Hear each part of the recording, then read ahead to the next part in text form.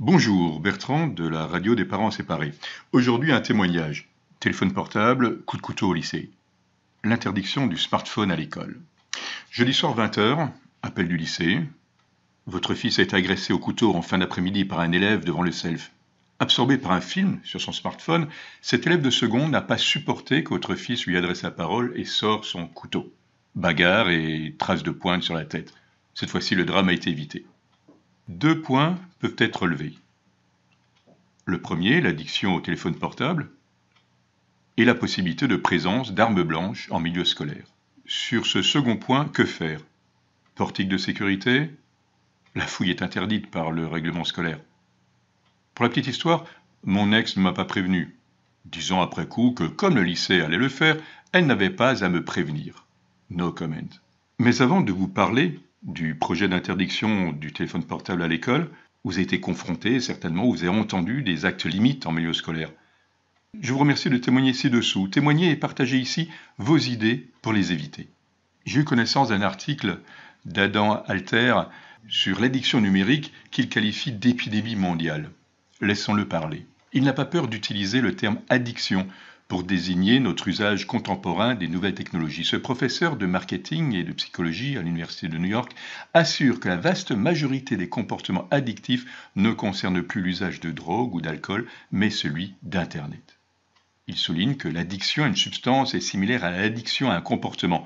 La même région du cerveau est activée lorsqu'un toxicomane prend sa dose d'héroïne ou qu'un utilisateur de Facebook, par exemple, comptabilise les likes de sa publication.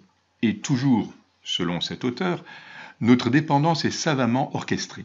Il dit: il y a des milliers de personnes de l'autre côté de l'écran dont le travail est de briser notre capacité d'autorégulation.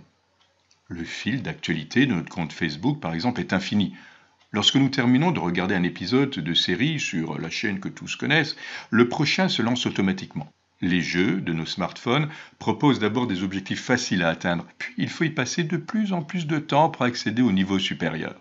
Ce qui alarme Alter, c'est que cette conspiration nuit à l'innovation. Il dit toujours: les entreprises abandonnent la création de technologies qui encouragent le progrès de l'être humain, comme la calculatrice ou le vélo, pour des technologies destinées à séduire les gens pour qu'ils y consacrent beaucoup de temps et d'attention. Alors, peut-on utiliser un téléphone portable au collège ou au lycée? Actuellement, au collège, l'utilisation du téléphone portable pendant les heures de cours est interdite. Un élève ne peut donc pas l'utiliser ni en remplacement de sa calculatrice, ni pour le consulter ou connaître l'heure. Il pourra le faire pendant les heures d'interclasse ou de récréation, sauf si le règlement intérieur du collège en limite son utilisation. La sanction en cas d'utilisation est prévue dans le règlement intérieur. Elle peut aller de la simple remarque jusqu'à l'exclusion de l'établissement. Il faut savoir que la confiscation du téléphone n'est pas autorisée car il ne s'agit pas d'un objet dit dangereux. Au lycée maintenant, c'est le règlement intérieur qui s'applique et précise si l'utilisation du téléphone est autorisée ou non selon les lieux, les circonstances, dans la classe pour faire une recherche ou uniquement dans la cour par exemple. Le lycéen doit donc vérifier ce qu'indique le règlement intérieur à ce propos. Ce règlement intérieur lui est remis le jour de la rentrée et il doit le signer et l'approuver, les parents également. Si son usage est limité, la sanction en cas d'utilisation est prévue dans le règlement intérieur. Elle peut aller à la simple remarque jusqu'à l'exclusion d'établissement également. Là aussi, au lycée, la confiscation du téléphone n'est pas autorisée car il ne s'agit pas d'un objet dit dangereux. Oui, M. Jean-Michel Blanquer, notre ministre de l'Éducation, a de nouveau affirmé sa volonté de voir disparaître les téléphones portables à l'école et au collège. Cette mesure sera mise en place à la rentrée 2018. Déjà en 2009, le Sénat avait voté l'interdiction du téléphone portable à l'école. C'est une difficile mise en œuvre. Aujourd'hui, la législation sur ce sujet est relativement claire. Selon le Code de l'éducation, le téléphone portable est interdit dans les écoles maternelles, les écoles élémentaires et les collèges, durant toute activité d'enseignement et dans les lieux prévus par le règlement intérieur, et ce depuis 2010.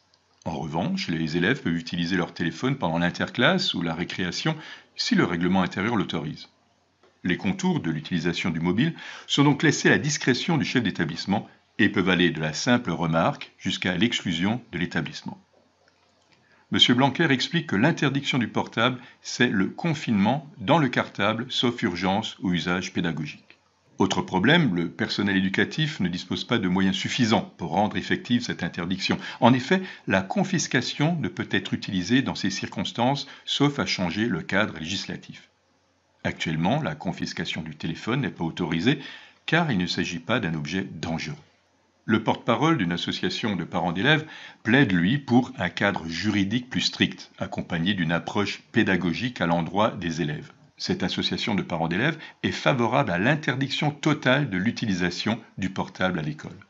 Il faudrait aussi alors revenir sur la fouille des élèves, qui aujourd'hui n'est autorisée que pour les officiers de police. Le porte-parole de cette association de parents d'élèves insiste sur l'aspect pédagogique de cette mesure. Que pensez-vous de cette notion? Il faut que les élèves réapprennent le vivre ensemble. Vous connaissez des actes limites en milieu scolaire? Témoignez et partagez ici vos idées pour les éviter. Je vous remercie de témoigner ci-dessous. À bientôt!